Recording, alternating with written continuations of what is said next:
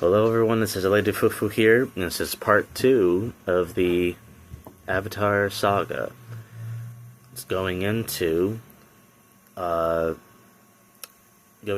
next film, which is, of course, Fire and Ash.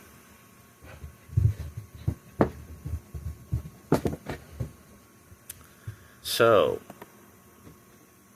in the next film, we're dealing with an entirely shift to the story, and that is the death of the Natiam at the end of the previous film is the catalyst for everything. The family is no longer a fortress; it's a group of individuals mourning in isolation. So you see throughout the film that there's what was once a strong Sully family is starting to break apart, because after all, now one of their own has passed away.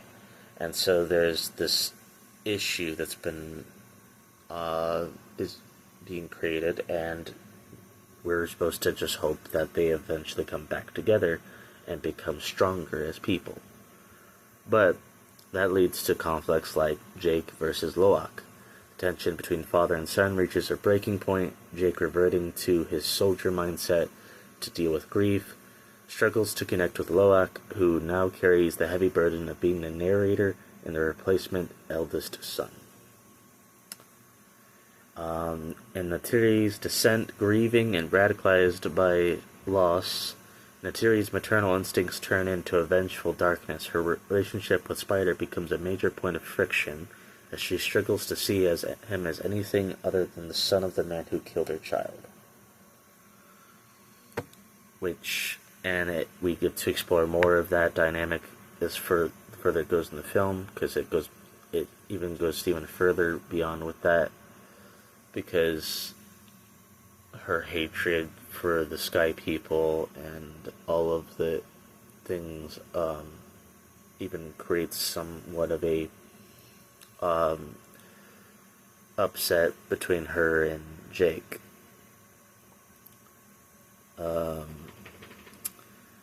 The film introduces the Makwan clan, led by the formidable Varang.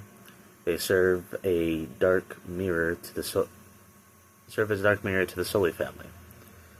The trauma-bonded clan. Unlike the Umatakaya or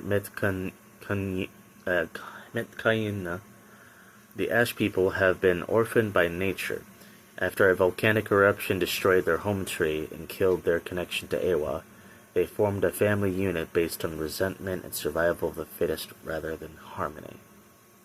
You can see that based on how aggressive they are in the film.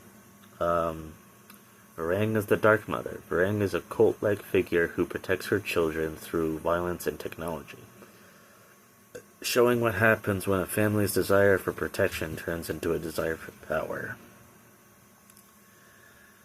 The blood connection between Colonel Quaritch and Spider finally takes center stage, challenging the Sullies' stick-together mantra.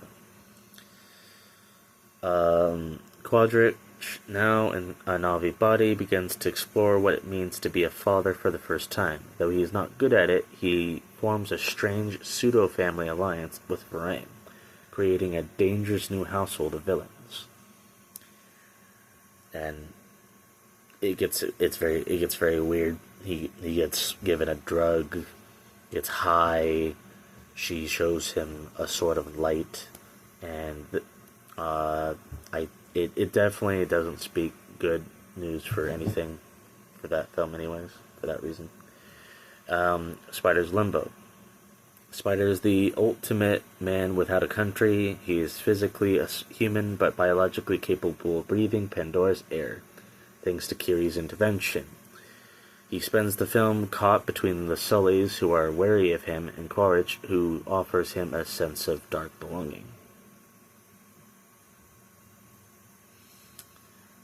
With parents distracted by war and grief, the Sully children, Kiri, Loak, and Tuk, are forced to become their own support system.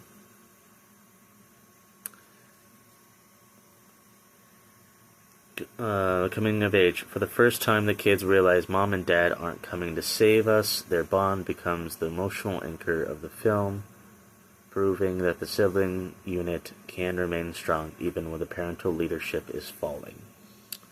And I love that about that part of the film. It was really good. It served as a good piece of story for that very reason. And so that to me was a very amazing thing.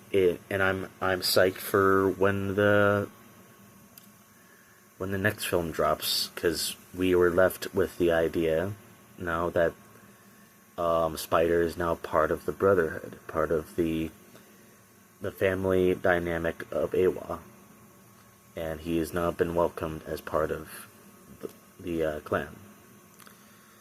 And also, whether Quadrich ends up coming back, because I highly doubt, even though he fell from where he was in the end of the film, that he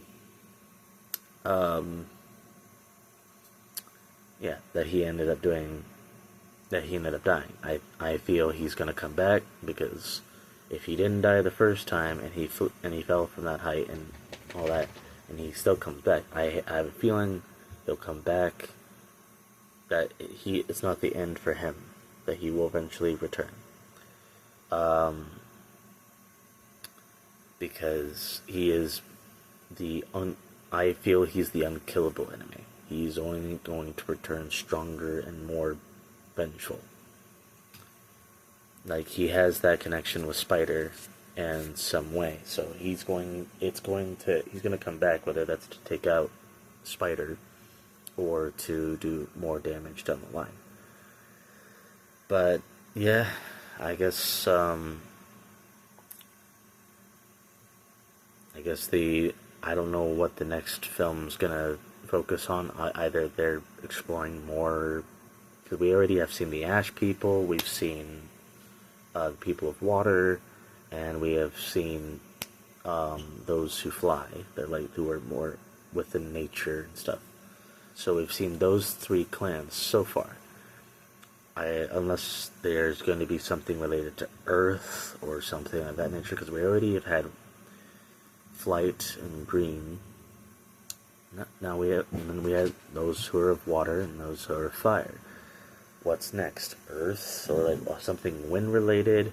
Because we did get a glimpse of that in Fire and Ash, where there's some that are able to evolve with certain stuff. So I don't know. Yeah. If you like this video, subscribe, share, and if you want more content like this, tell me in the comments, and yeah, hope you all have a good one.